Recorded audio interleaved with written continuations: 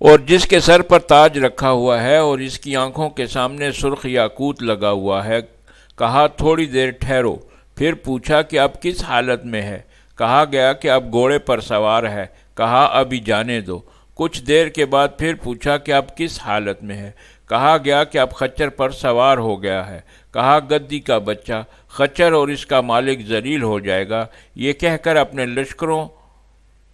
لشکر والوں سے کہا کہ دیکھو میں اس پر تیر برساتا ہوں، اگر تم دیکھو کہ اس کا لشکر اپنی جگہ سے نہیں ہلا تو تم بھی اپنی جگہ پر ثابت قدم رہنا اور یہ سمجھنا کہ میں ابھی کامیاب نہیں ہوا، اور اگر دیکھو کہ اس کے آدمی اپنی جگہ سے اکھڑ گئے ہیں تو جان لینا کہ میں کامیاب ہو گیا ہوں۔ اس حالت میں ان پر یکلخت حملہ کر دینا۔ یہ کہہ کر اپنی کمان پر تان چڑھائی اور تاک کر ایک نشانہ لگایا کہ تیر اس کی آنکھ کے یاقوت سے نکل کر گدی سے پار ہو گیا اور وہ اپنے خچر سے سرنگوں ہو کر گر گیا۔ اتنے میں اس کا لشکر تتر بتر ہو گیا۔ اس حالت کو غنیمت جانتے ہوئے اس پر انہوں نے حملہ کر دیا۔ کچھ حبشی بھاگ گئے اور کچھ قتل کر دیے گئے، اور وحرس جب فتح یاب ہو کر دروازے میں داخل ہونے لگا تو حکم دیا کہ میرے جھنڈے کو دروازے سے ٹیڑھا کر کے نہ گزارنا، بلکہ دروازہ گرا دو اور جھنڈا سیدھا لے جاؤ۔ جب وحرس نے یمن پر قبضہ کر لیا تو کسریٰ کو سارے حالات لکھ بھیجے۔ کسریٰ نے جواب دیا کہ سیف بن ذی یزن کو اس کا بادشاہ بنا دو، اور کسریٰ نے سیف پر جزیہ مقرر کر دیا۔ اس کے بعد سیف ہر سال کسریٰ کے پاس جزیہ بھیجتا۔ وحرس کسریٰ کے حکم پر واپس ہو گیا۔ واضح رہے کہ سیف کا باپ ذی یزن ملک یمن میں سے تھا۔ اس طرح حبشیوں کا یمن سے خاتمہ ہوا۔ حبشیوں کو ملک یمن پر حکومت کرتے ہوئے 72 سال گزر گئے۔ اس عرصے میں یمن پر حبشیوں کی طرف سے 4 شخص اریات، ابرہہ، یکسوم اور مسروق نے حکومت کی تھی۔ اس سے پہلے ابن اسحاق کی روایت گزری ہے۔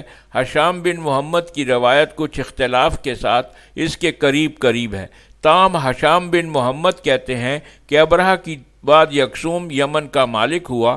مسروق وہی آدمی ہے جسے کسریٰ بن کیاس کے وحرس نامی آدمی نے قتل کیا تھا اور حبشیوں کو یمن سے مار بھگایا تھا۔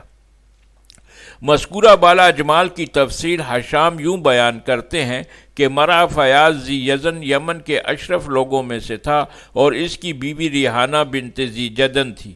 ریحانہ سے ذی یزن کا ایک لڑکا مادی کرب پیدا ہوا اور ریحانہ حسن و جمال میں درجہ کمال رکھتی تھی۔ اشرم نے حسن و جمال سے متاثر ہو کر ریحانہ کو ذی یزن سے چھین لیا اور اپنے ساتھ نکاح کر لیا۔ اب ذی یزن کی غیرت یمن میں رہنے سے رکاوٹ بنی اور وہ بنو مقدر کے بادشاہ عمرو بن حز کے پاس پہنچ گیا۔ عمرو سے کہا کہ میری مصیبت پر کسریٰ سے میری سفارش کرو اور اسے ایک خط لکھ دو۔ عمرو نے کہا تھوڑا صبر سے کام لو، میں ہر سال کسریٰ کے پاس جایا کرتا ہوں اور میرے جانے کا وقت قریب ہے، میں تمہیں اپنے ساتھ لے چلوں گا اور تمہاری سفارش کروں گا۔ جب وقت آیا تو عمرو ذی یزن کو لے کر کسریٰ کے پاس گیا اور جا کر ذی یزن کی خوبیاں بیان کرنے لگا اور دربار میں آنے کی اجازت طلب کی۔ کسریٰ نے اجازت عنایت کی اور ذی یزن کے ساتھ حسن و خوبی کے ساتھ پیش آیا۔ ذی یزن نے کہا کہ اے بادشاہ، ہمارے ملک پر کالوں نے قبضہ کر لیا ہے اور ہمارے معاشرے میں بری بری حرکتیں شروع کر دی ہیں۔ اگر بادشاہ سلامت ایسا قدم اٹھاتا تو وہ اس کا زیادہ حقدار تھا۔ کہا کہ بادشاہ سلامت، آپ سارے جہاں کے ملوک پر فضل و کرم میں فوقیت رکھتے ہیں، اب ہم فتح و نصرت کی بھیک مانگتے ہوئے آپ کے در پر آئے ہیں، ہماری مدد کیجیے تاکہ اللہ تعالی ہمارے دشمنوں کا کام تمام کر دے۔ سو بادشاہ سلامت، اگر آپ میری بات پر یقین رکھتے ہیں تو ہماری امید کو بحال رکھتے ہوئے میرے ساتھ ایک لشکر جرح بھیج دیجیے تاکہ دشمن کو ملک بدر کر سکیں۔ اس طرح آپ کی مملکت میں اضافہ ہو جائے گا۔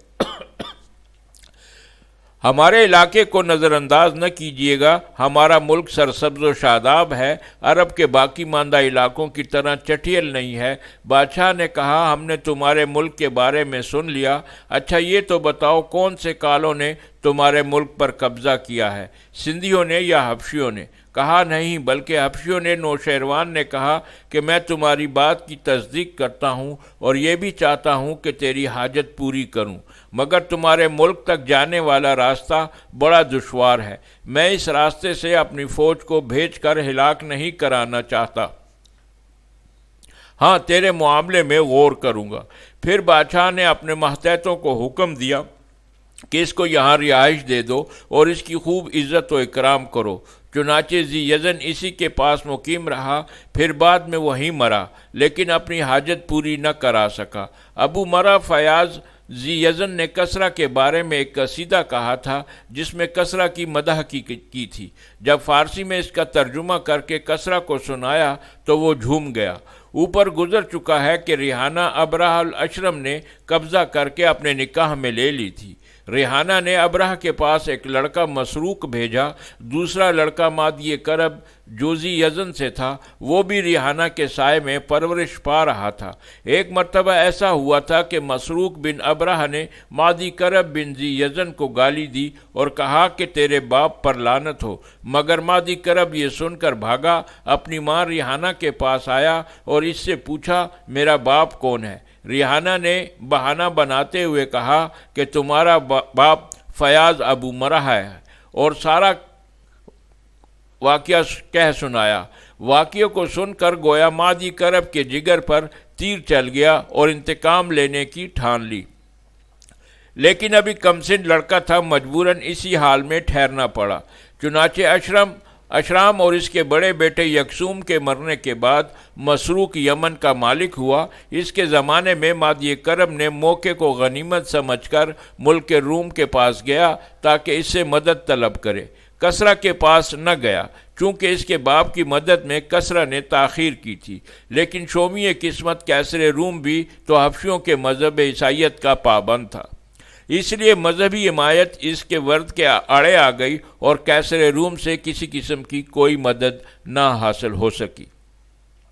ان حالات کے پیش نظر نا امیدی کی حالت میں واپس کسریٰ کے پاس لوٹا، مرتا تو کیا نہ کرتا۔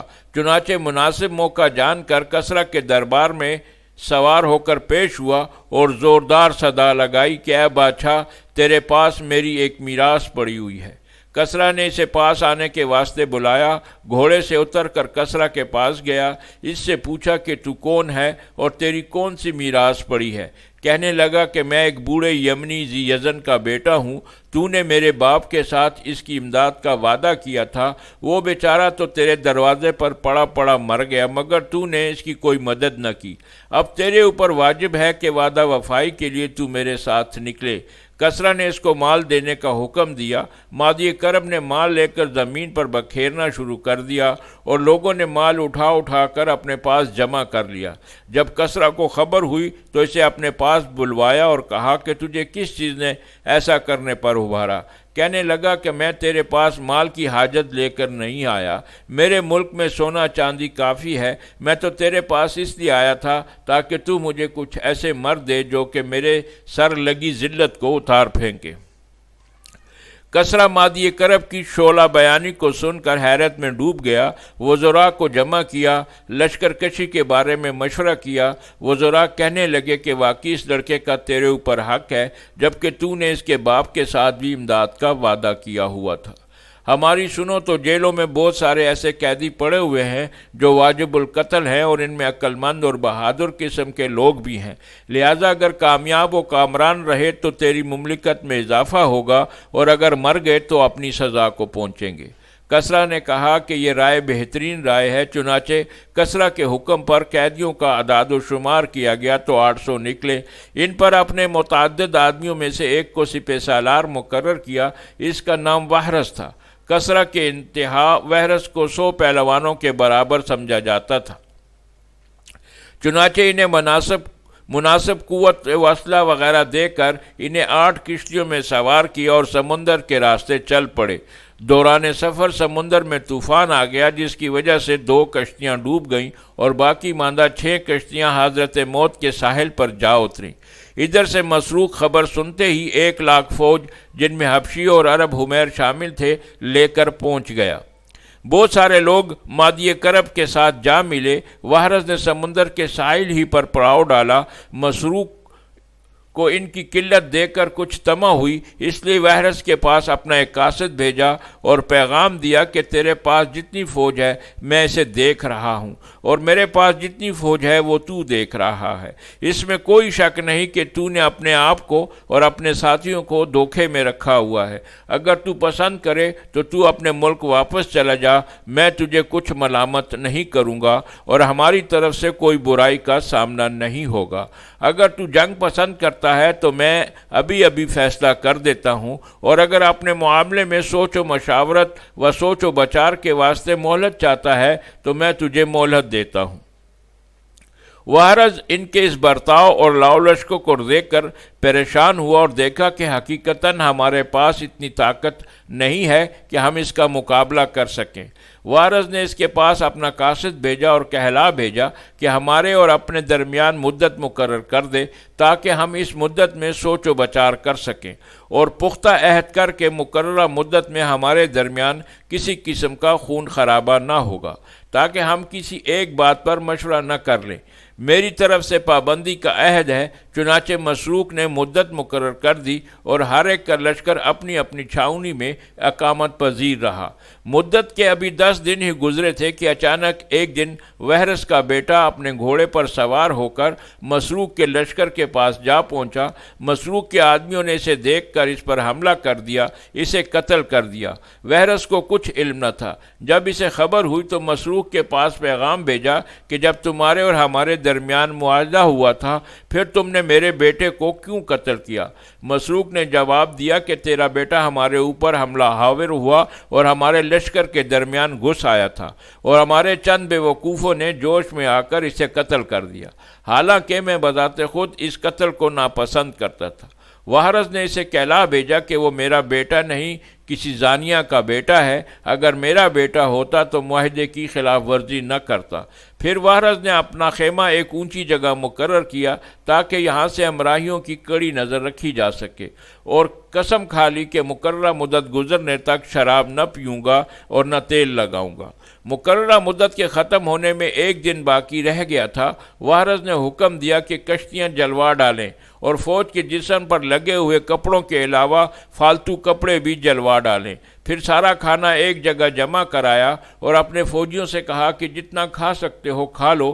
چنانچہ ان کے کھانے سے جو بچا وہ سمندر میں ڈال دیا۔ اس کے بعد اٹھ کر اپنے لشکر سے زوردار خطاب کیا اور کہا، اے لوگو، اچھی طرح جان لو کہ میں نے کشتیاں صرف اس لیے جلوائی ہیں تاکہ تمہیں اپنے ملک پہنچنے کا کوئی راستہ نہ ملے، اور کپڑے اس لیے جلوائے ہیں کہ مجھے یہ بات ناگوار گزری کہ اگر خدا نخواستہ حبشی ہمارے اوپر غالب آ گئے تو کپڑے ان کی ملکیت میں چلے جائیں، اور کھانا اس لیے سمندر میں ڈلوایا کہ کہیں تم میں یہ طمع پیدا نہ ہو کہ چلو ایک آدھ دن زندہ رہ جاؤں اور کھانا کھا لوں۔ مطلب یہ ہے کہ کھانا ختم ہو چکا، اب تمہیں زندہ رہنے کے لیے جان کی بازی لگانی پڑے گی اور حبشیوں کو بھگانا ہوگا۔ لہذا اگر تم نے دشمن کا ڈٹ کر مقابلہ نہ کیا تو مجھے دیکھ لینا، اگر تم نے ایسا نہ کیا تو میں اکیلا ہی میدان جنگ میں کود پڑوں گا، یہاں تک کہ ٹکڑے ٹکڑے نہ ہو جاؤں، اور میں کسی حال میں دشمن کو اپنے اوپر قدرت پانے نہیں دوں گا۔ لہذا تم اپنی حالت کو دیکھ کر مجھے جواب دو۔ لشکر نے جواب دیا کہ نہیں، ہم آخری دم تک لڑیں گے اور ضرور کامیاب ہو کر رہیں گے۔ وحرس کی حملہ کے لیے تیاری۔ مقررہ وقت کے آخری دن کی صبح ہوئی۔ وحرس نے اپنے لشکر کو تیار کیا اور سمندر کو پشت کی طرف رکھا اور اپنی فوج پر متوجہ ہو کر انہیں صبر کی تکلین کی اور کہا کہ تمہارے سامنے 2 چیزیں ہیں، یا تو دشمن کا ڈٹ کر مقابلہ کرو اور فتح حاصل کرو، یا لڑتے لڑتے عزت کے ساتھ مر جاؤ۔ حکم دیا کہ اپنی اپنی کمانوں میں تیر ڈال لو، اور جب میں کہوں تو ان پر تیروں کی بارش کر دو۔ چکی کا پاٹ یہ ہے کہ اہل یمن نے اس سے پہلے تیروں کو نہیں دیکھا تھا۔ مخالف سمت سے مسروق بھی سر پر تاج سجا کر ایک ہاتھی پر بیٹھے ہوئے اپنے لشکر عظیم کے ساتھ حرکت میں آیا۔ یہ خیال نہیں ہو سکتا تھا کہ وحرس کے حق میں کامیابی ہوگی۔ وحرس نظر کے کمزور ہونے کی وجہ سے اچھی طرح دیکھ بھی نہیں سکتا تھا۔ اپنے آدمیوں سے کہا کہ مجھے ان کا بادشاہ دکھلاؤ۔ کون سا ہے؟ کہا جو ہاتھی پر بیٹھا ہوا ہے۔ ابھی تھوڑی ہی دیر گزری تھی کہ بادشاہ ہاتھی سے اتر کر گھوڑے پر سوار ہو گیا۔ کہنے لگا کہ میری ابروؤں کو اوپر اٹھاؤ۔ بڑھاپے کی وجہ سے اس کی ابروئیں لٹکی ہوئی تھیں۔ انہوں نے جلدی سے ابروؤں کو اوپر اٹھایا، کہا کہ مجھے اشارے سے بتاؤ کہ مسروق کون سا ہے۔ اتنی دیر میں اس نے تیر نکال کر کمان میں چڑھایا۔ آدمی نے اشارہ کر کے بتایا ہی تھا کہ اتنی دیر میں تیر مسروق کے جسم میں پیوست ہو چکا تھا۔ فوج کو فوراً حکم دیا کہ تیروں کی بوچھاڑ کر دو۔ اب ایسا آسمان بن گیا کہ تیروں کی بارش برس رہی ہے۔ ادھر مسروق پیشانی کے بل گھوڑے سے نیچے گر گیا۔ تیر اندازی میں مسروق کی کثیر جماعت ہلاک ہو گئی۔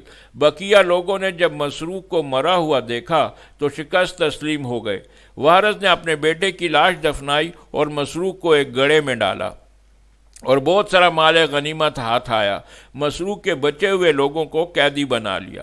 اس کے بعد وارث نے حکم دیا کہ حمیری اور عربی قیدیوں کی جان بخشی کرو اور حبشیوں میں سے ایک بھی آدمی کو زندہ نہ چھوڑو۔ چنانچہ سب حبشیوں کو موت کے گھاٹ اتار دیا۔ دوران جنگ ایک عربی اپنے اونٹ پر سوار ہو کر بھاگ نکلا۔ اونٹ کو مسلسل ایک رات اور ایک دن بھگاتا رہا۔ چنانچہ ایک جگہ پہنچ کر پیچھے مڑ کر دیکھا تو اونٹ پر رکھے ہوئے سامان میں سے ایک تھیلے میں تیر پیوست ہو چکا ہے۔ تیر کو مخاطب کر کے کہا کہ تیری ماں کی ہلاکت کیا دوری ہے، سفر زیادہ لمبا ہو گیا ہے۔ مطلب یہ ہے کہ کیا میں تجھ سے دور بیٹھا ہوں یا تو چلتے چلتے تھک گیا ہے؟ میرے جسم میں پیوست کیوں نہیں ہوتا؟ وہ بیچارہ سمجھا کہ تیر میرا پیچھا کر کے مجھے لگنا چاہتا ہے۔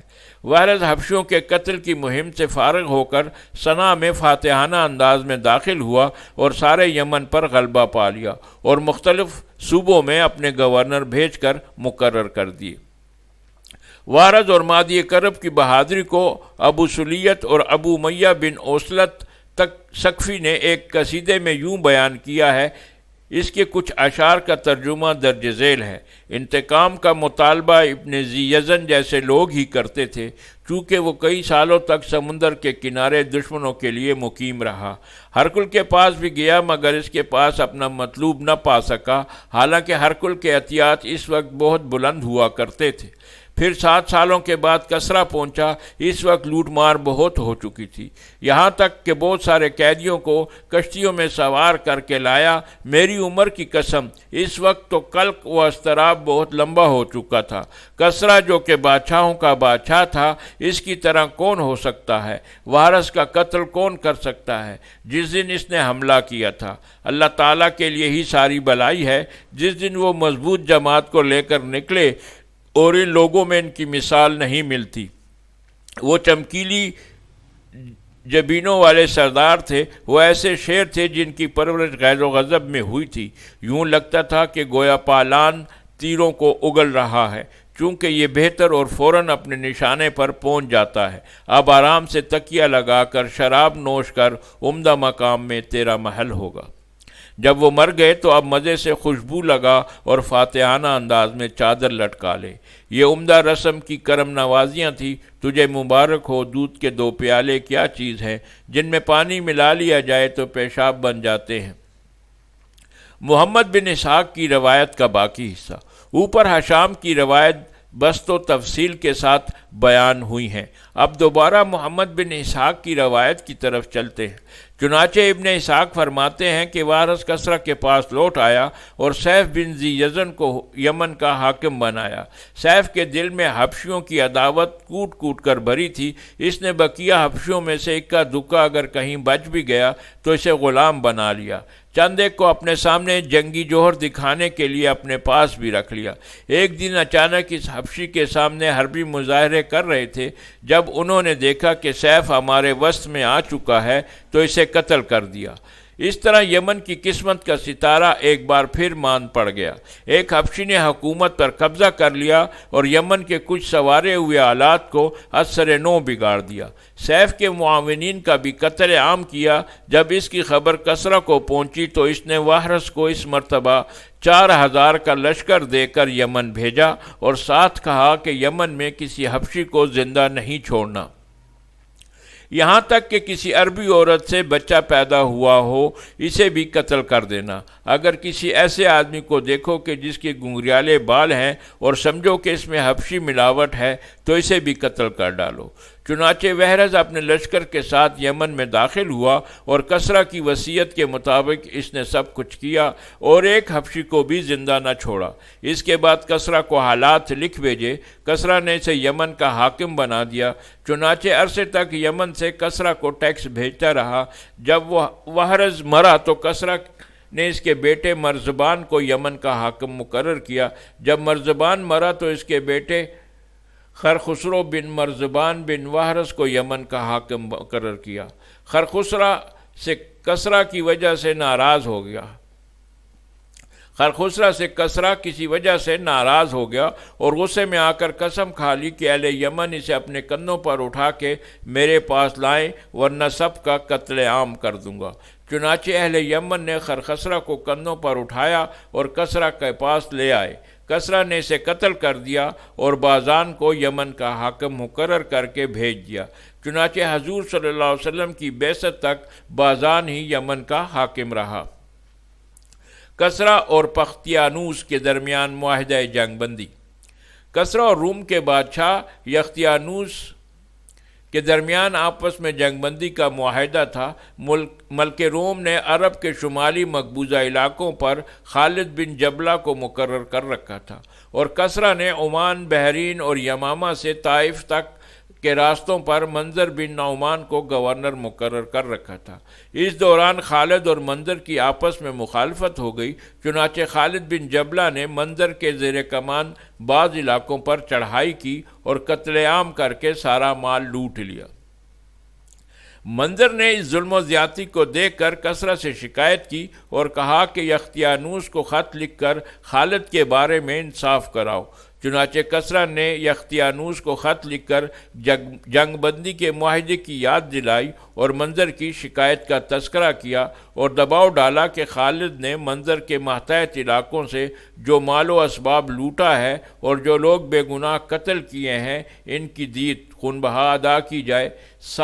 ساتھ یہ دھمکی بھی دی کہ میرے خط کو معمولی سمجھ کر ٹال نہ دیا جائے ورنہ ہمارے درمیان ہونے والا جنگ بندی معاہدہ ختم ہو جائے گا۔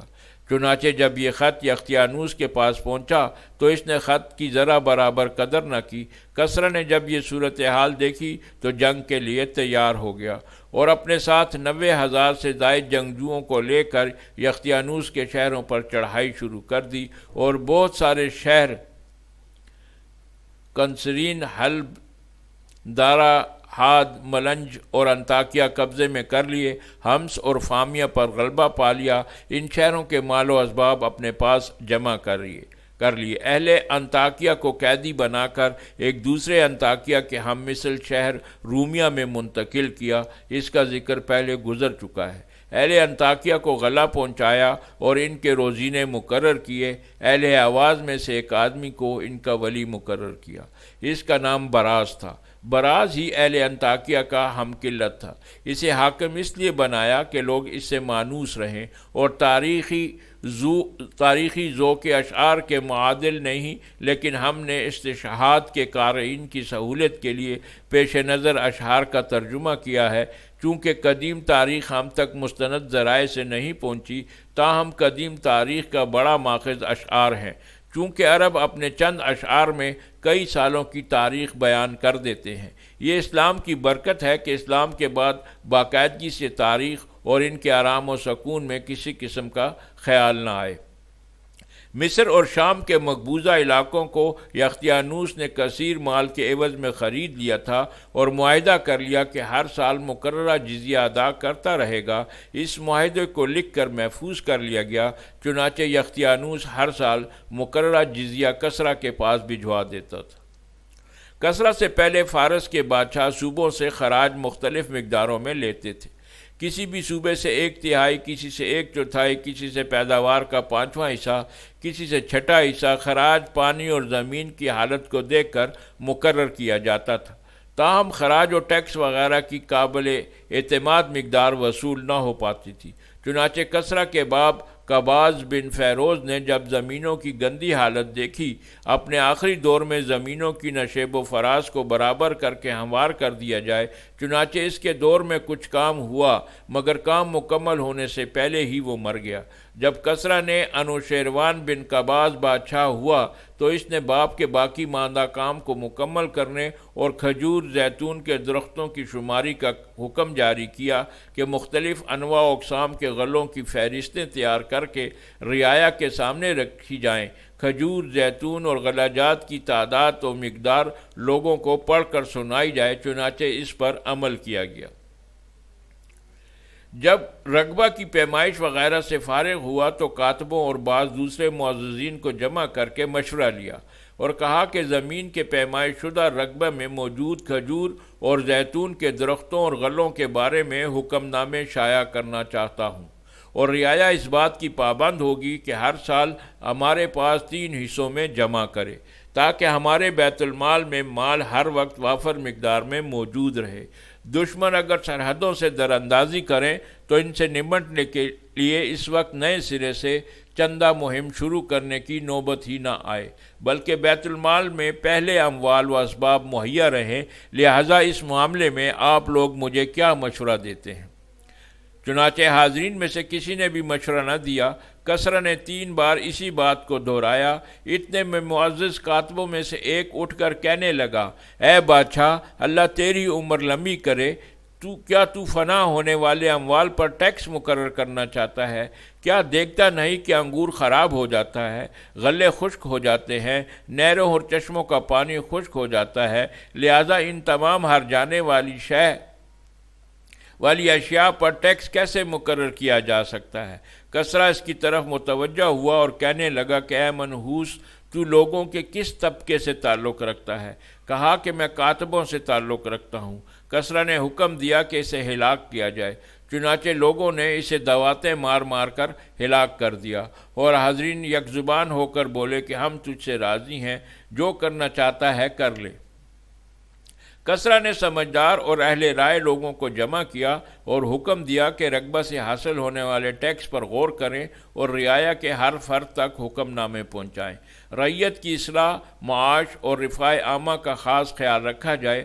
حکم ناموں کے متعلق مجمع سے مفید مشورے لیے، چنانچہ اہل مشورہ نے اس پر اتفاق کر لیا کہ رعایا کو ان چیزوں کا ٹیکس معاف کیا جائے جن میں ان کی ضرورت شدید ہے۔ ان اشیاء میں مویشی، گندم، جو، چاول، انگور، گنا، کھجور اور زیتون وغیرہ شامل تھے۔ اس سے پہلے گندم اور جو کی 1 جریب زمین پر 1 درہم، 1 جریب انگور کی زمین پر 8 درہم، ہر 4 فارسی کھجوروں پر 1 درہم اور ہر 8 زیتون کے درختوں پر 1 درہم خراج ٹیکس مقرر تھا۔ اب کھجوروں کے باغ میں صرف 1 درخت کھجور کا بطور ٹیکس لیا جانے لگا اور باقی تمام غلات تک ٹیکسز معاف کر دیے گئے۔ اس رعایت کا فائدہ یہ ہوا کہ لوگوں کی معاشی حالت بہتر ہو گئی۔ درباری، کارندوں، عظماء، فوج اور کاتبوں کے علاوہ لوگوں پر آمدنی کے بقدر 12 درہم، 8 درہم، 6 درہم تک جزیہ مقرر کر دیا۔ 20 سے کم عمر اور 50 سے زائد عمر کے لوگوں کو جزیہ معاف کر دیا گیا۔ مذکورہ جزیہ سال میں 3 قسطوں میں ادا کیا جاتا تھا۔ حضرت عمر رضی اللہ تعالیٰ عنہ کے دور میں ایران پر جزیہ عائد ہونا۔ انہی حکم ناموں کے مطابق اہل فارس پر عمر رضی اللہ تعالیٰ عنہ نے بعد از فتح جزیہ مقرر کر دیا تھا۔ عمر نے زمینداروں کو اس کی ادائیگی کا حکم دیا اور پابند کیا۔ صرف اتنا فرق تھا کہ صرف غیر آباد زمین پر بقدر احتمال جزیہ مقرر کیا، اور وہ زمین جو کہ بافعل گندم اور جو کے قابل کاشت ہوتی تھی، اس میں جو والی زمین پر 1 کفیر، 1 پیمانے کا نام ہے، اور گندم والی زمین پر 2 کفیر مقرر کیے۔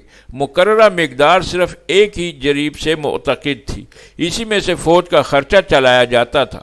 عمر رضی اللہ تعالیٰ عنہ نے خاص کر عراق میں کسریٰ کے حکم ناموں کی پاسداری اور رعایت زیادہ رکھی۔ کھجوروں اور زیتون پر کسریٰ کی مقرر شدہ مقدار باقی رکھی، اس کے رعایا کی معاشی سہولیات کو برقرار رکھا تھا۔ کسریٰ نے حکم ناموں کو مزید ترقی دینے کے لیے کتابی شکل میں مرتب کرنے کا حکم دیا۔ چنانچہ رجسٹروں کی شکل میں حکم نامہ تیار ہو کر سامنے آ گئے۔ حکم ناموں کا ایک نسخہ اپنے پاس رکھوایا اور ایک ایک نسخہ اپنے کارندوں کو مختلف صوبوں میں بھیج دیا۔ ساتھ کہلوا دیا کہ خراج اس بھیجے گئے رجسٹر کے مطابق لینا ہے۔ رعایا کو یہ سہولت بھی دلوائی کہ جس کا غلہ زراعت وغیرہ آسمانی یا زمینی آفت کی وجہ سے ہلاک ہو جائے اس پر خراج کو معاف کیا جائے، بلکہ اسے مراعات دی جائیں۔ اس طرح جو آدمی مر گیا یا 50 سال سے زیادہ عمر ہو گئی یا 20 سال سے کم عمر ہے، ایسے لوگوں سے خراج نہ لیا جائے۔ کسرا نے کاتبوں میں سے ایک معزز صاحب فراست آدمی بابک بن بیروان کو فوجی دفتر کا نگران اعلیٰ مقرر کیا۔ تقرر ہوتے ہی بابک نے کسرا سے کہا، تم جب مجھ سے یہ کام لینا چاہتے ہو تو مجھے ہر اس کام میں اختیار ہوگا جس کی مجھے ضرورت ہوگی۔ کسرا نے اسے اختیار کلی دے دیا۔ چنانچہ بابک نے فوجیوں کی پیشی والی جگہ پر ایک عمارت بنوائی، اس میں قالینیں بچھوائیں، صوفے اور گاؤ تکیے لگوائے، پھر اپنی جگہ پر جلوہ افروز ہو گیا۔ پھر ایک منادی کو حکم دیا کہ آواز لگائے، جو بھی فوجی کسرا کی چھاؤنی میں موجود ہو، اگر وہ گھڑ سوار ہے تو اپنے گھوڑے پر سوار ہو کر اور اسلحہ زیب تن کر کے سامنے آئے، اور جو پیدل فوج سے ہے وہ اپنے مناسب اسلحہ سے مزین ہو کر میرے سامنے پیشی دے۔ چنانچہ موجودہ فوج حسب حکم بابک کے سامنے آئے، مگر ان میں خود کسرا موجود نہ تھا۔ دوسرے دن پھر منادی سے صدا لگوائی، فوجی حسب سابق آئے، مگر بابک نے کسرا کو ان میں نہ پایا تو پھر واپس جانے کا حکم دے دیا۔ تیسرے دن پھر صدا لگوائی اور منادی سے کہا کہ اس طرح صدا لگاؤ کہ چھاؤنی میں موجود آدمیوں میں سے کوئی باقی نہ رہے۔ چنانچہ منادی نے یوں ہی صدا لگائی۔ جب کسرا کو خبر پہنچی تو سر پر تاج رکھا اور فوجی اسلحہ سے اپنے آپ کو مزین کیا، بابک کے سامنے پیش ہوا۔ اس وقت شہ سوار اپنے اوپر جزیل اسلحہ سجایا کرتا تھا، ڈھال، زرہ، جوشن، تلوار، نیزہ، بحفاف اعلی حرب کا نام، تبر، عمود، تیر، کمان اور خود فوجی ٹوپی۔ کسرا مذکورہ تمام اسلحہ سجا کر بابک کے سامنے پیش ہوا، صرف کمان کی 2 تانیں بھول گیا۔ انہیں سجائے اسلحہ میں سامنے نہ رکھ سکا، بلکہ کسرا نے تانیوں میں تیر وغیرہ لپیٹ کر باندھے ہوئے تھے۔ بابک نے کہا، اے بادشاہ، تو عدالت میں کھڑا ہے اور میری طرف سے کوئی نرمی یا چھوٹ نہیں ہے، تم کمان کی 2 تانیں اپنے ہمراہ کیوں نہیں لائے؟ کسرا نے اپنا عذر بیان کیا اور ادھر ہی کھول کر تانیں لٹکا لی۔ اس وقت بابل نے اسے مکمل اسلحہ زیب تن کرنے والوں میں شمال کر دیا۔ کسرا فوجیوں کو احتیاط سے نوازا کرتا تھا۔ کسرا نے سیف بن ذی یزن کے ساتھ لشکر بھیج کر حبشیوں کا خاتمہ کرایا۔ تفصیل پیچھے گزر چکی ہے۔ جب یمن کے علاقے اس کے ماتحت ہو گئے تو فراغت سے فائدہ اٹھاتے ہوئے ہندوستان کے ایک جزیرہ سراندیپ کی طرف اپنے ایک سپہ سالار کو بمائے لشکر جرار کے بھیجا۔ سراندیپ میں جواہرات بکثرت پائے جاتے ہیں۔ سراندیپ کے بادشاہ نے آگے سے دفاعی جنگ کی مگر تاب نہ لا سکا۔ کسرا کے لشکر نے اسے قتل کر دیا اور سراندیپ پر غلبہ پا لیا اور اموال کثیر اور بہت سارے جواہرات کسرا کے پاس بھیج دیے۔ بلاد فارس میں گیدڑ نہیں پائے جاتے تھے۔ بلاد ترک کی جانب سے کسرا انوشیروان کے ملک میں گیدڑ آنا شروع ہو گئے تو لوگوں کو ان سے سخت تکلیف پہنچی۔ جب کسرا کو پتہ چلا تو اپنے ایک مشیر کو بلا کر مشورہ کیا کہ ہمیں ان درندوں سے نمٹنا چاہیے۔ ہمیں تعجب ہو رہا ہے کہ ان کی تکالیف لوگوں پر بڑی گراں گزری ہیں۔ مشیر نے کہا، بادشاہ سلامت، اللہ تعالیٰ تیری عمر دراز کرے۔ میں نے اپنے بزرگوں سے سنا ہے کہ جب عدل ظلم و ستم کو مٹا ڈالتا ہے تو اہل عدل پر دشمنوں کی طرف سے آزمائشیں ہوتی ہیں اور انہیں بری تکالیف کا سامنا کرنا پڑتا ہے۔ مجھے ڈر ہے کہ یہ درندے اسی وجہ سے نہ آئے ہوں۔ کسرا ابھی اسی سلسلے میں غور و فکر کر رہا تھا کہ اسے خبر ملی کہ ترک کے نوجوانوں نے فارس کی سرحد پر حملہ کر دیا ہے۔ کسرا نے اپنے وزراء اور عاملوں کو جمع کر کے کہا، خبردار، اس معاملے میں ظلم و زیادتی سے کام نہ لینا اور اعتدال سے کام لینا۔ چنانچہ چکی کا پاٹ یہ ہوا کہ ترک خود بخود ہی بغیر کسی جنگی مارکہ کے غائب و خسران واپس لوٹ گئے، اور اس طرح کسرا کا عدل ترکوں کے ظلم پر غالب آ گیا۔